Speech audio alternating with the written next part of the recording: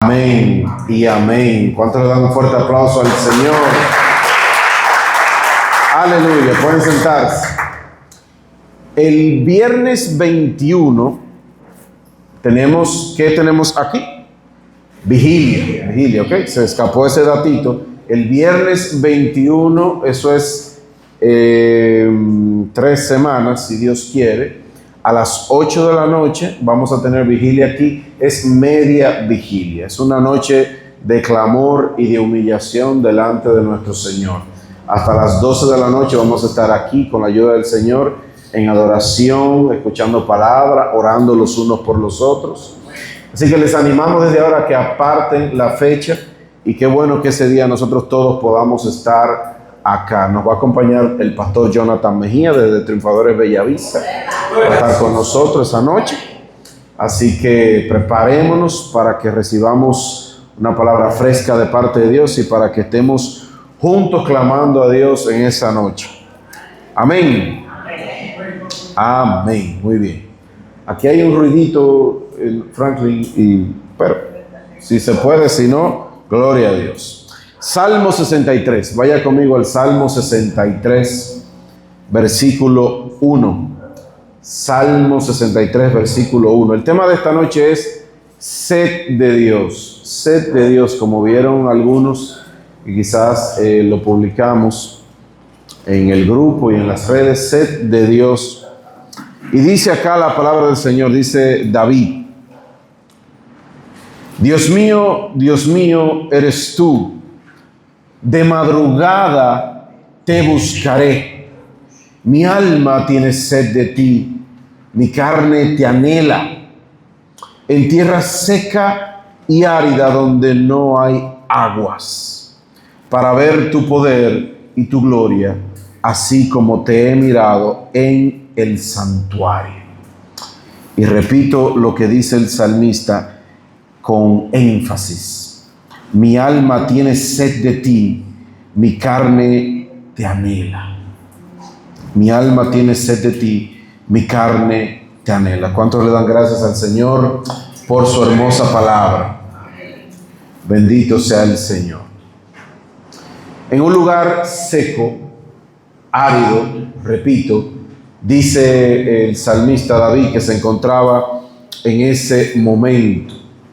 Y fíjense que en vez de decir que él tenía una sed natural, él está hablando de algo superior. Está hablando de que tenía una sed de Dios, es decir, Dios por encima de todas las cosas, lo más importante para él. Ahora bien, un dato importante de este salmo que nosotros leímos acá de David: se entiende que él lo escribió en una de dos persecuciones, o mientras estaba huyendo de Saúl, del rey Saúl, que ustedes saben que en diferentes ocasiones intentó acabar con su vida, o bien en el tiempo cuando su propio hijo Absalón se sublevó contra él e intentó matarlo. Así que, sin duda alguna, en un tiempo de huir, en un tiempo de tratar de salvar por su vida, ya sea Absalón o ya sea por Saúl, David se encontraba huyendo por su vida y en un tiempo incómodo,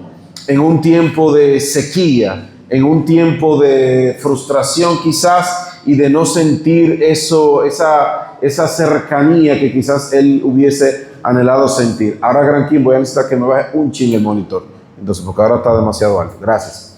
Entonces, él se encontraba de esa manera sintiendo esa sed, esa necesidad de parte de Dios. Pero como establecí al principio, él puso la sed de Dios por encima de la sequedad humana. Y yo no sé cuántos de ustedes recuerdan tiempos en los que usted ha sentido sed.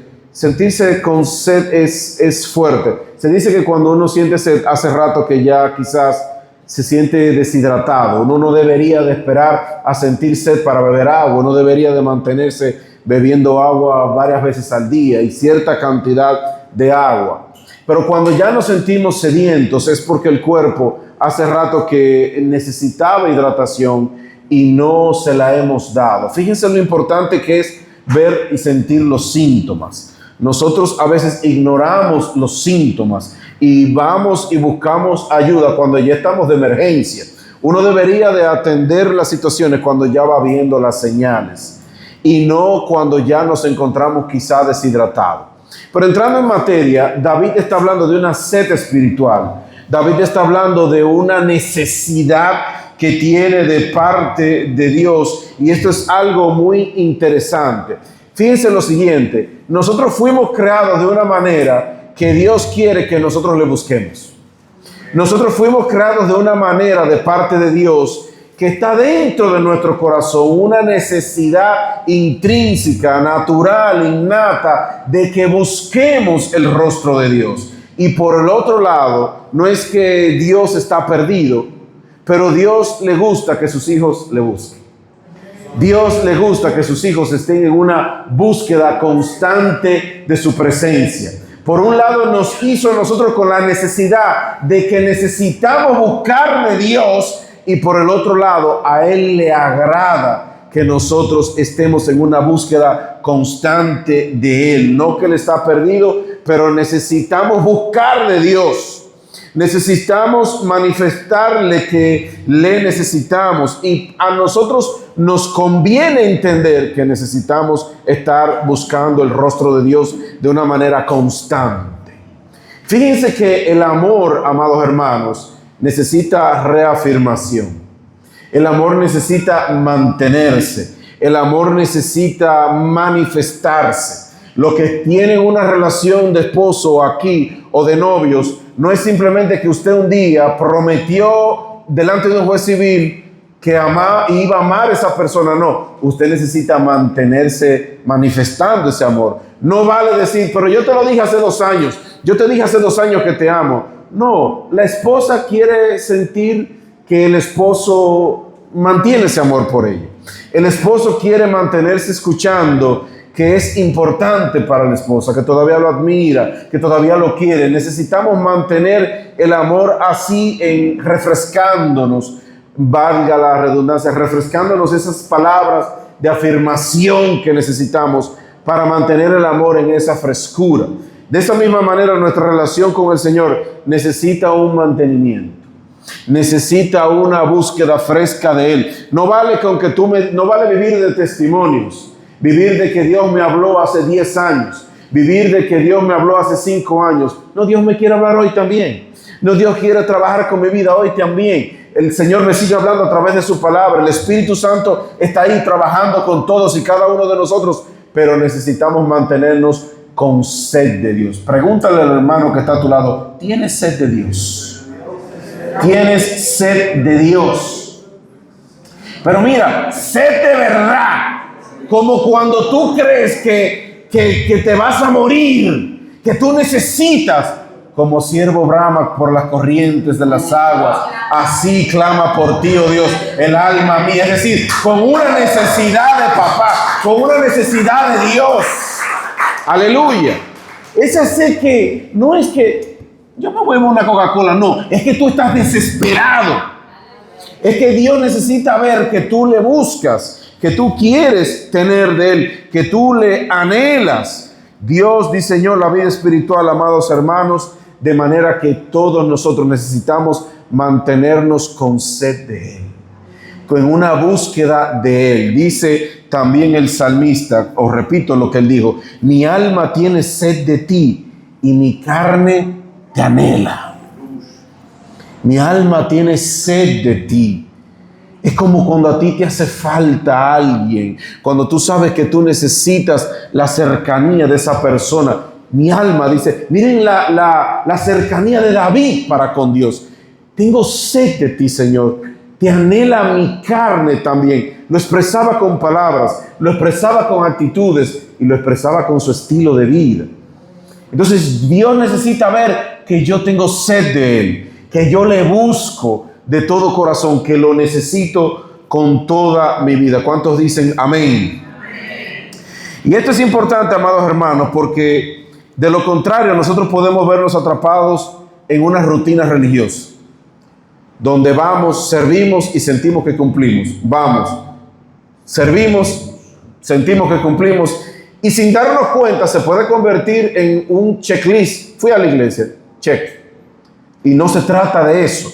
Se trata de encontrarnos con el Señor en el centro de su voluntad, buscando su rostro como Él quiere que nosotros le sirvamos. Fíjense que David hablaba de sed, hablaba de anhelo y hablaba de una sed que lo hacía buscarlo de madrugada, decía el salmista. De madrugada te buscaré.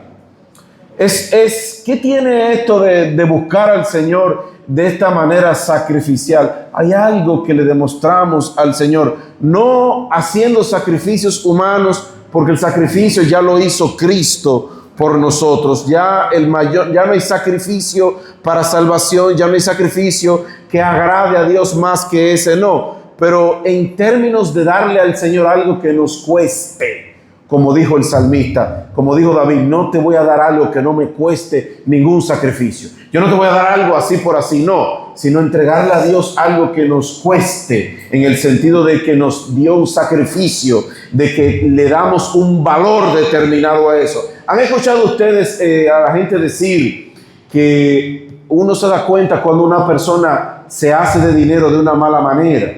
Cuando se hace dinero de mala manera, fácilmente, ustedes ven que despilfarra el dinero, que lo riega, que lo gasta así, sin medidamente, a lo loco. Pero una persona que trabajó, que se esforzó, que sabe lo que le costó, difícilmente usted lo va a ver despilfarrando, difícilmente lo va a ver tirando, porque sabe lo que le costó.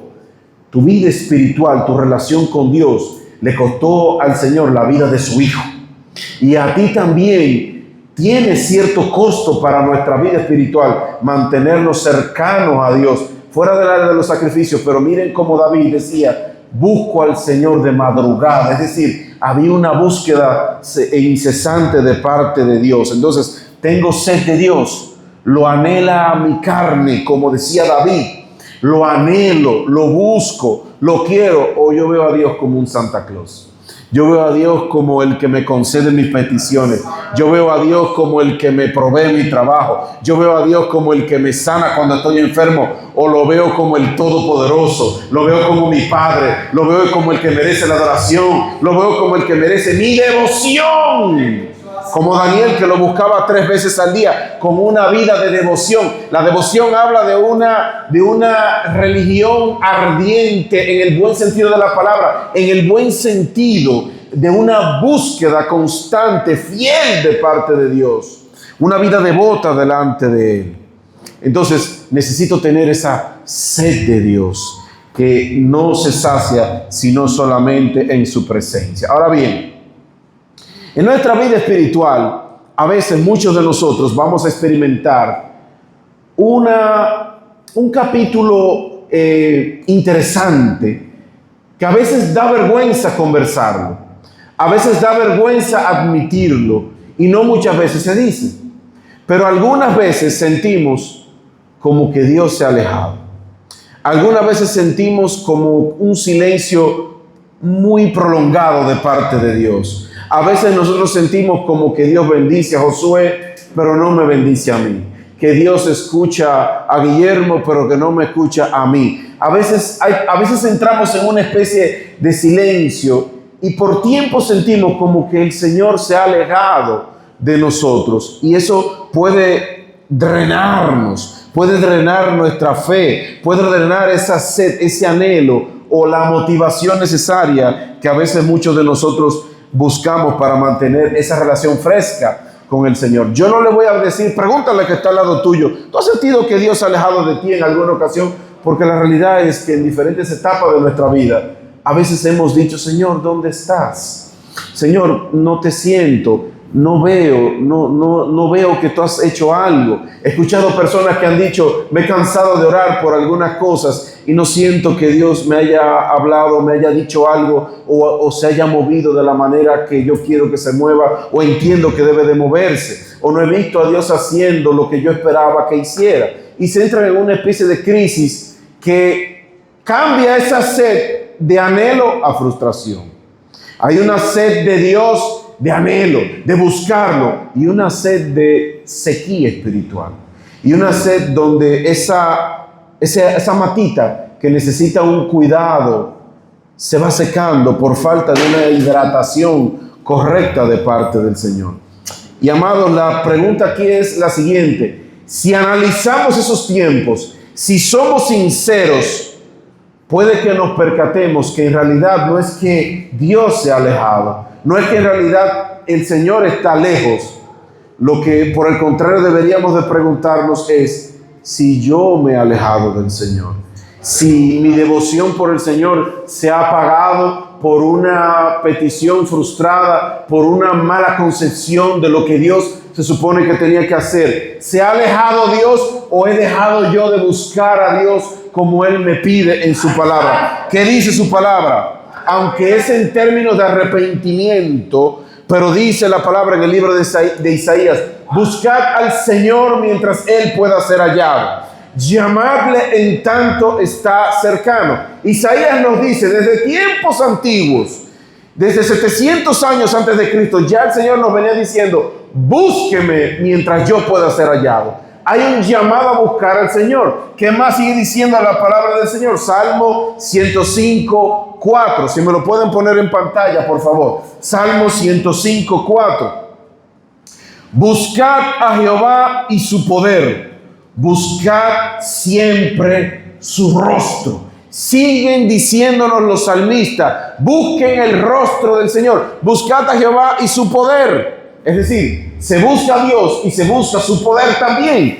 Buscad siempre su rostro. Sigue el versículo 5, que sigue diciendo: acuérdense de las maravillas que Él ha hecho, de sus prodigios y de los juicios de su boca. Hay un mandato de recordar lo que el Señor ha hecho. Porque mírame acá, porque tu mente es ingrata de todo lo que Dios ha hecho.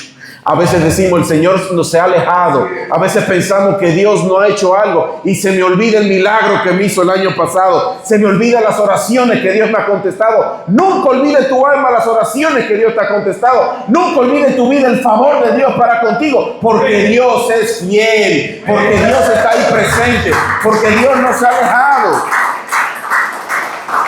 Por el contrario, lo que nosotros vemos no es que Dios se aleja. Pareciera ser que somos nosotros los que nos alejamos. ¿Qué más sigue diciendo la palabra del Señor? Jeremías 29:13. Me buscarán y me hallarán cuando me busquen de todo vuestro corazón. Qué interesante está esto. ¿Qué quiere decir el Señor con esto? Hay una enseñanza explícita. Me van a buscar cuando me busquen de corazón. Y la enseñanza implícita, esta quizás es la parte más importante para los que dicen: Dios se ha alejado. Miren esta parte que está muy importante. La enseñanza explícita, literal, es que vamos a encontrar a Dios cuando le busquemos de corazón. La implícita es que no vamos a encontrar a Dios si no lo buscamos de corazón. Porque dice: me van a buscar y me van a encontrar cuando me busquen de todo corazón. Quiere decir que si no le buscamos de todo corazón, no lo vamos a encontrar. Entonces, a veces Dios como que se esconde. Sí, a veces Dios como que se esconde. A veces Dios permite un silencio. A veces Dios permite un tiempo sin respuesta. A veces Dios prueba tu fe para saber si es verdad que tú estás firmemente en Él o es pura emoción. A veces Dios permite un silencio para saber si ese Dios que tú adorabas tanto el día que te promovieron, tú lo sigues adorando el día que se te perdió la cartera. O no nos pueden pasar cosas malas a los creyentes. Hay creyentes que entienden que no nos pueden pasar cosas malas porque somos creyentes. Pero qué lindo que Dios nos dejó sus santas escrituras que nos refutan y nos dicen la verdad de parte de Dios. A los cristianos también le pueden ocurrir cosas malas. A los cristianos, a Pablo lo metieron preso. A los apóstoles lo metieron preso. Los azotaron por predicar la palabra de Dios. Y ellos no dijeron: ¿por qué nos pasa esto si te servimos a ti? Por el contrario, el Señor les dijo: por servirme a mí, le van a pasar estas cosas. Entonces, la palabra del Señor es el filtro que necesitamos para que nos quiten todas esas expectativas extrañas. A veces Dios permite un silencio. Sí, a veces Dios permite un silencio. Pero ese silencio no es para que te mueras de sed. Es para que te mueras de sed buscándolo a Él. Sed de Él. Sed de su presencia. Sed de cercanía. No de deshidratación, sino sed de anhelo, de quererlo a Él, de buscar su presencia. ¿Qué más nos sigue diciendo su palabra? Sométanse pues a Dios, resistid al diablo y Él huirá de vosotros. Y sigue diciendo la palabra, acercaos a Dios y Él se acercará a vosotros. Santiago 4, 7 y 8. Es decir, sí, insistentemente la palabra del Señor diciéndome, es mi responsabilidad. Repite conmigo, es mi responsabilidad buscar a Dios. El primer acercamiento ya Dios lo hizo. Dios tocó nuestros corazones. Dios abrió nuestros corazones. Dios tocó nuestras vidas. Dios tocó nuestras almas. El primer acercamiento lo hizo Dios cuando abrió tu corazón al arrepentimiento.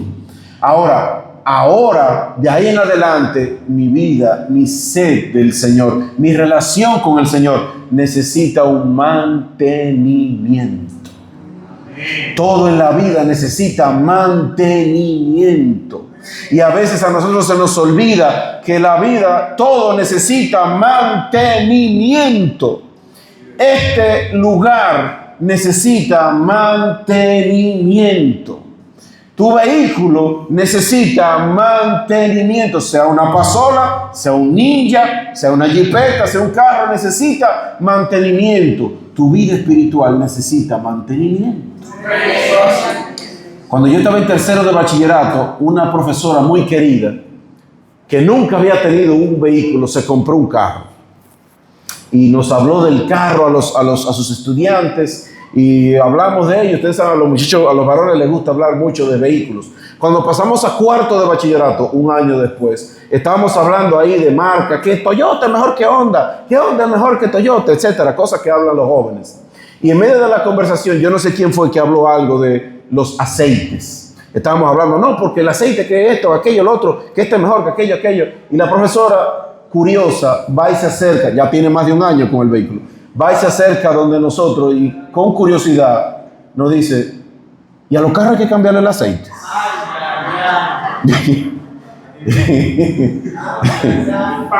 Nosotros lo que hicimos fue reírnos. Ya ustedes saben, ese carro era chocolate que tenía ahí. Pero aceite de protección con toda esa milla, más de un año sin cambiar. Y eso, les estoy hablando de más de 20 años atrás. Hoy en día, los aceites sintéticos, tú puedes darle mucho más millas. Pero en aquel entonces no era así.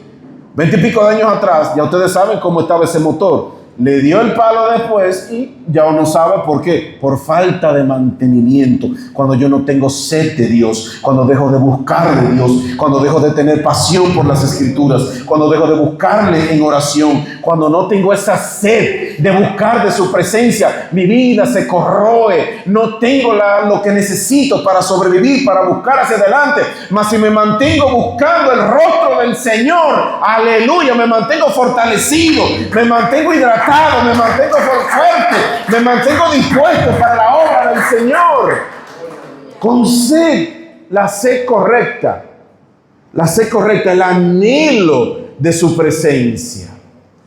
Como el Señor Jesús, miren qué lindo es nuestro Señor, que Jesús nunca nos pide hacer algo que Él no hizo primero. Usted tiene que ayunar, Jesús ayunó. Usted tiene que predicar, Jesús predicó y mucho que predicó.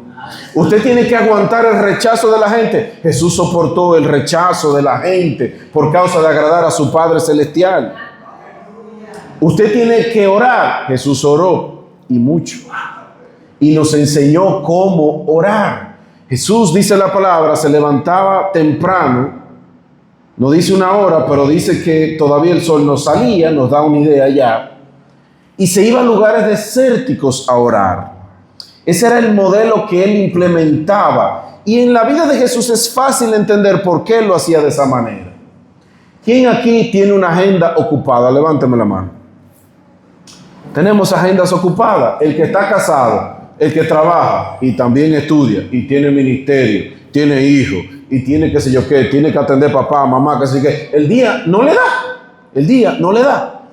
Y muchos de los que están aquí no me levanten la mano. Yo estoy seguro que con corazón lindo, bonito, a veces dicen, me voy a poner a orar a las 5 de la tarde.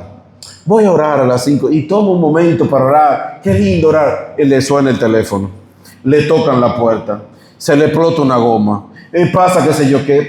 ¿Por qué? No hay un mandamiento literal que te diga tiene que ser temprano en la mañana, pero sí un principio elemental de entregarle los primeros minutos del día al Señor en primicia. Y Jesús se apartaba clara y evidentemente para estar quieto solo con el Señor. Como el Señor nos dijo a nosotros que lo hiciéramos.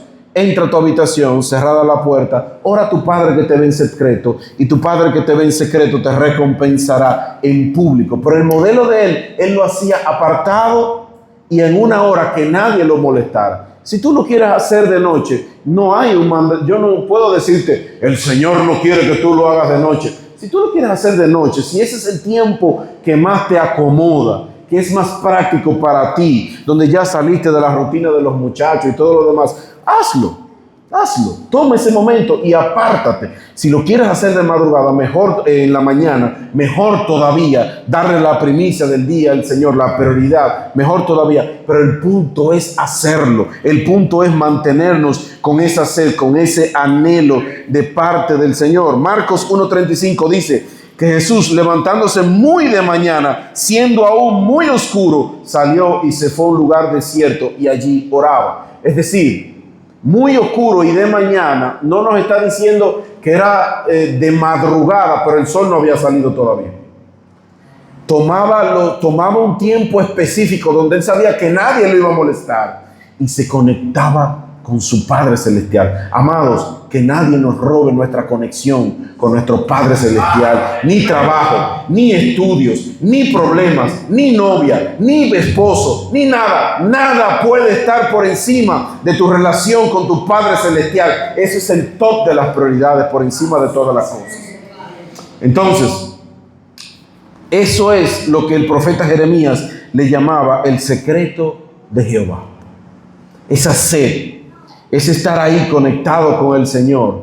Eso de estar ahí buscando su rostro, leyendo las Escrituras, buscándole. ¿Cuándo fue la última vez que tú decidiste voy a apartar tal día para ayunar? No por un motivo específico, para estar más cerca de Dios, para buscar más su rostro, para escucharle. No pedirle, porque vamos mucho donde Dios, Señor, dame esto, Señor, dame aquello. No, ¿cuándo fue la última vez que yo dije, Señor, esta vez yo voy a orar solamente para estar contigo? Habla tú, Señor, yo no voy a hablar. Te voy a buscar en ayuno para debilitar mi carne, para buscarte más, para fortalecer mi espíritu, para mantenerme hidratado en ti, en ese sentido. Jeremías dijo, Jeremías 23:18, porque ¿quién estuvo en el secreto de Jehová y vio y oyó su palabra? ¿Quién estuvo atento a su palabra y la oyó? Porque si ellos hubieran estado en mi secreto, habrían hecho oír mis palabras a mi pueblo y habrían hecho volver de su mal camino y de la maldad de sus obras. Jeremías habló de la importancia de ese secreto con el Señor, de esa cercanía con el Señor. Y un secreto es algo que nadie conoce, solamente tú y otra persona. Es algo íntimo, es algo como lo que David hablaba, mi alma te anhela, mi alma tiene sed de ti y te busco con esta insistencia y con esa forma. Entonces, muchos de nosotros estamos agobiados por las ocupaciones, pero para lo que queremos sacar tiempo, sacamos tiempo. Sí o sí. Para lo que queremos sacar tiempo, sacamos tiempo. Dígame la verdad, ¿cuántos odian levantarse de madrugada? Eso es difícil, es complicado. Es complicado levantarse temprano. Pero el día que usted tenía un viaje y lo iban a llevar al aeropuerto de madrugada, usted se levantó. Y lo voy a poner más chiquito para los que no han cogido avión. El día que usted se iba para la capital o se iba para un resort, para la playa, ese día ni el reloj despertador tuvo que ponerlo. Usted se despertó solo. Usted se despertó solo. Porque había una adrenalina, una motivación ahí pendiente. Esa misma motivación es que Dios quiere que yo lo busque, con ese mismo anhelo, con ese mismo ímpetu, con ese mismo deseo. Aleluya. A Dios yo no le puedo servir. Ay, ahí voy a orar. Ay, ahí voy para la iglesia. Ay, ahí voy, que hay culto, que el pastor me puso hoy. Ay, ahí voy. No, a Dios no se le sirve así. A Dios no puede. Es más, de hecho es pecado servirle a Dios así. Es mejor no servirle a Dios de esa manera y servirle mejor como se debe, con gozo, con alegría, con entusiasmo, con anhelo. Amados, démonos cuenta de a quién es que le estamos sirviendo, para que nos sirva de estímulo y de gozo saber que lo que estamos haciendo tiene un efecto a la eternidad, tiene un efecto para siempre, porque es para nuestro Dios. ¿Cuántos tienen sed de Dios? Entonces, terminando, todo lo que les estoy diciendo es necesario para todos los creyentes. Es importante, pero es una exigencia para todos los que somos líderes. Es una exigencia. ¿Y quién es líder? ¿El que abre la puerta? ¿El que predica o es pastor? ¿El que está en el sonido? ¿El que toma las fotos? ¿Quién es líder? Líder es toda persona que ejerce influencia. Líder es toda persona que ejerce influencia. Yo soy el menor de 3 hermanos. El mayor me lleva 9 años. No compartí tanto tiempo con él de mi uso ya de adulto, de mis conocimientos, por así decirlo. Pero el que me sigue, el que viene, visita aquí los domingos con cierta frecuencia, se llama Juan Carlos, es el que me sigue, al que yo le sigo. Él ejerció en mí una influencia como todo hermano. Por ejemplo, de muchacho y hasta después que me casé, mi esposa fue que me puso a comer bacalao. Yo no comía bacalao. Pregúnteme por qué. Porque mi hermano no comía bacalao. No me gustaba el bacalao. ¿Lo había probado? No. No me gustaba el bacalao. ¿Por qué? Porque mi hermano no comía bacalao. Aunque ustedes no lo crean, yo no comía chivo. ¿Por qué no comía chivo? Porque mi hermano no comía chivo. Yo me crié viendo, él no come chivo, pues yo no como chivo. La influencia que ejercí. Entonces, líder es no el que tiene un cargo. Líder es el que ejerce influencia sobre otra persona.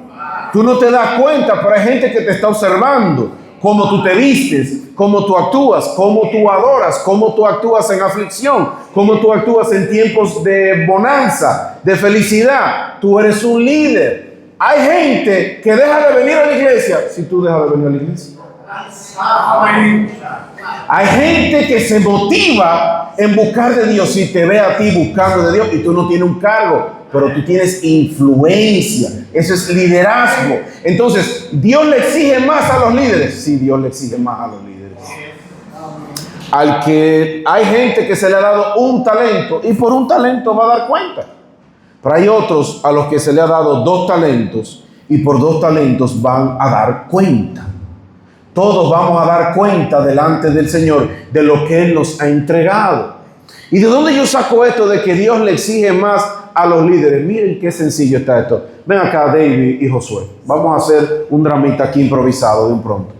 Yo soy Jesús. Me falta, ven Franklin. Yo soy Jesús y yo estoy en Getsemaní. Acá está Pedro. Acá está Jacobo. Y acá está Juan, el círculo íntimo de Jesús. Pónganse a orar, oren conmigo que estoy en amargura. Quédense aquí, vigilen conmigo. Yo voy a orar a tiro de una piedra. Fájense a dormir ahora, que eso fue lo que ellos hicieron. Háganse que llego. ¿Quién es David? Él es Pedro. Este es Jacobo y él es Juan. ¡Ey! Despiértense. Y tú no podías orar conmigo 1 hora. Tú no podías. Y estos 2 manganzones que se quedaron roncando ahí también. ¿Y por qué el boche fue para Pedro? Nadie se ha puesto a pensar en eso. Porque la carga que Dios le iba a poner a Pedro no era la misma que la carga de Juan y de Jacobo. A ti se te dio más, te voy a exigir más. Un aplauso a esos fuertes actores, grandes actores, merecedores de un Oscar. Aunque no haya nadie roncando, pero bueno. Franklin roncó, sí. A Pedro le llamaron la atención, pero no le llamaron la atención a Jacobo ni a Juan. Pero es que el que se iba a quedar a cargo, la exigencia para Pedro era mayor. Al que se le da 5, se le va a pedir cuenta de 5. Al que se le da 2, gloria a Dios, se le va a pedir cuenta por 2. Y al que se le dio 1, ese no es líder, no se le va a pedir cuenta por otro. Se le va a pedir cuenta, pero se le va a pedir cuenta de su vida, de uno. Se le va a pedir cuenta de ese uno. Cada quien va a dar cuenta de sí mismo, de por sí. Entonces, por lo tanto, usted líder, usted es líder. No, acabo de definir que el liderazgo no es cargo, es influencia. Entonces usted necesita tener una sed de Dios mayor al que no es líder. Usted necesita buscar, usted no puede conformarse con cualquier cosa. Usted necesita tener una cercanía mayor con el Señor. Usted necesita tener una comunión fuerte delante del Señor, porque el Señor está contando contigo para que levantes al que está caído. El Señor está contando contigo para que le des una palabra al que necesita una palabra. El Señor está contando contigo para que tú seas quizás la única Biblia que una persona ha leído en su vida. Entonces, sí nos pide más el Señor, sí nos va a pedir más el Señor. Por eso a los líderes hay cosas que no le lucen y a otros sí le lucen. El líder tiene que cuidarse más, sí tiene que cuidarse más, y tiene que vigilarse en ese sentido de no conformarse con cualquier cosa. Entonces, ¿cómo concluyo en esta noche? Moisés se encontró en una situación, no lo vamos a leer, pero está en Éxodo 33. El pueblo, como siempre, había causado molestias a él y al Señor. Y ese fue uno de esos capítulos, uno de esos momentos donde el Señor probó la vida de Moisés. A veces Dios permite cosas para probar nuestro corazón, para saber, para que salga lo que está en nuestros corazones. Y el Señor en ese momento le dijo a Moisés: mira, ya basta ya. Váyanse, yo voy a mandarle a un ángel que vaya con ustedes, pero yo no voy a ir con ustedes. Moisés estaba claro de algo que tú y yo tenemos que estar claros. Con todo respeto a los ángeles, que son mayores que nosotros, dice la Biblia, y son mensajeros de Dios, eso significa un ángel, pero no es lo mismo un ángel que la presencia de Dios. Y Moisés le dijo: si tu presencia conmigo no va, no me saque de aquí. No me saque de aquí. Moisés estaba claro de lo importante que es no conformarse.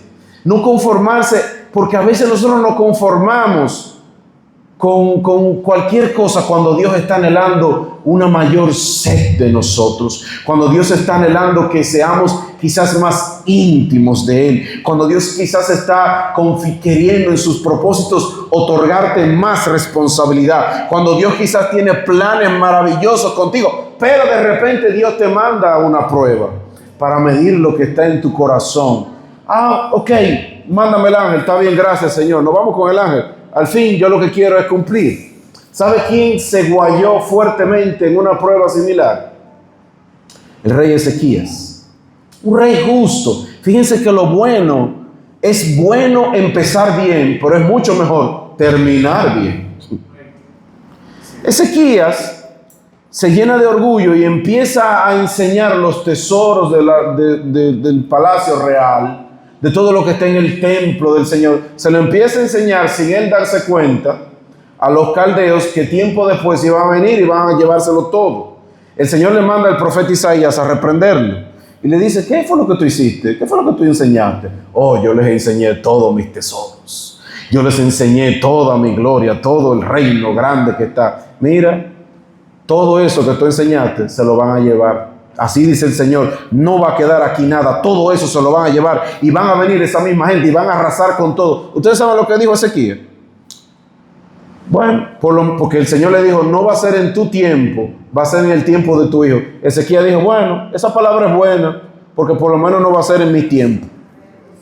Oye, él se conformó, ahí vuelvo al tema, él se conformó, bueno, por lo menos no va a ser conmigo. En vez de gritar y humillarse delante de Dios: Señor, perdóname por mi arrogancia, perdóname por creerme la gran cosa. No, Señor, quita ese juicio, quita eso, perdóname, Señor, me he hecho arrogante delante de ti. En vez de humillarse, que ahí es que el rey David fue grande. que David sabía cuándo tenía que humillarse. Y cuando tenía que irse de cabeza en humillación, rogando, Señor, perdóname, se humillaba. Por eso David era el hombre con el corazón conforme a Dios. No, porque el hombre conforme al corazón de Dios no es un hombre perfecto, no es un hombre que no cometió ninguna falta, no es un hombre que podemos decir, imiten a David en toda su vida. No, el hombre con el corazón conforme a Dios se convirtió en asesino, se convirtió en adúltero, se convirtió en conspirador. Pero el hombre con el corazón conforme a Dios decía que tenía sed de Dios. Y esa misma sed y ese mismo anhelo lo hacían humillarse delante de su rey, lo hacían adorarle y tener ese corazón que sabía cuándo tenía que humillarse delante de Dios. Amados, si tenemos que humillarnos, humillémonos delante de Dios. Si tenemos que pedir perdón, pidamos perdón delante de Dios, pero que nada nos robe la sed, el anhelo. Así como cuando tú sientes esa hidratación en tu garganta, que nada en esta vida nos robe esa sed, ese anhelo de estar siempre en la presencia, en el centro de la voluntad de Dios. ¿Cuántos dicen amén en esta noche? Aleluya. Vamos a estar de pie, gloria a Dios. Bendito sea.